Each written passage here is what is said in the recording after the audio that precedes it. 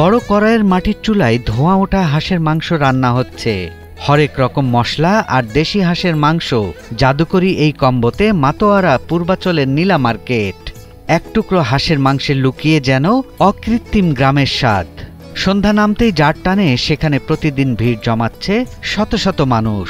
গভীর রাত পর্যন্ত শুধু এক প্লেট হাঁসের মাংসের টানে ছুটে আসছেন অনেক ভিআইপিও।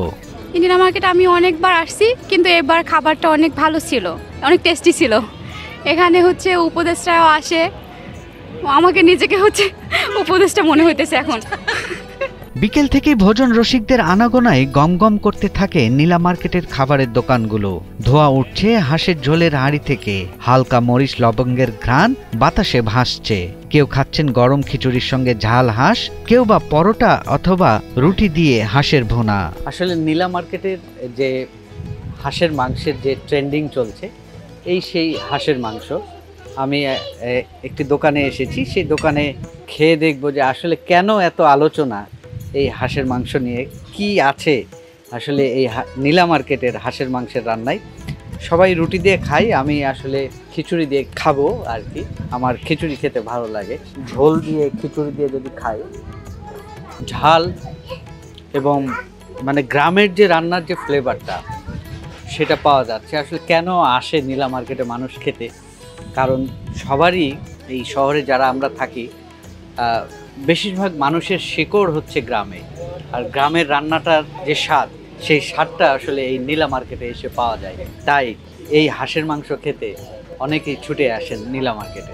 কয়েক বছর ধরে নীলা মার্কেটের হাঁসের মাংস সহ তার গ্রামীণ পরিবেশ বেশ ট্রেন্ডিংয়ে। নগর জীবনের বাইরে এক টুকরো গ্রামের হাটের ফ্লেভার।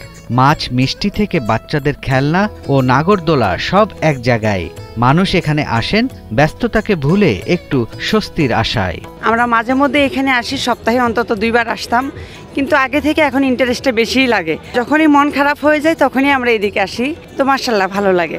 সারাদিন অফিস করার পরে ক্লান্তি দূর করার জন্য সন্ধ্যার দিকে আসা হয় মাঝে মাঝে। ভালোই লাগে এখানে আসলে, সারাদিনের ক্লান্তিটা চলে যায়, একটু রিফ্রেশমেন্টও হয়। রান্নায় ব্যবহৃত হচ্ছে দেশি হাঁস। গ্রামীণ স্টাইলে মশলা দিয়ে ধীর আঁচে রান্না করা হচ্ছে লাকড়ির চুলায়। এই প্রক্রিয়াতেই জন্ম নিচ্ছে সেই রহস্যময় স্বাদ, যা একবার খেলে আর ভোলা যায় না।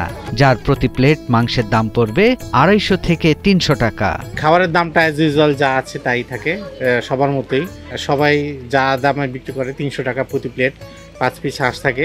দোকানিরা আরও বলছেন, সম্প্রতি সামাজিক মাধ্যমে নীলা মার্কেটের নাম ভাইরাল হয় কিছুটা বেচাকিনা বেড়েছে।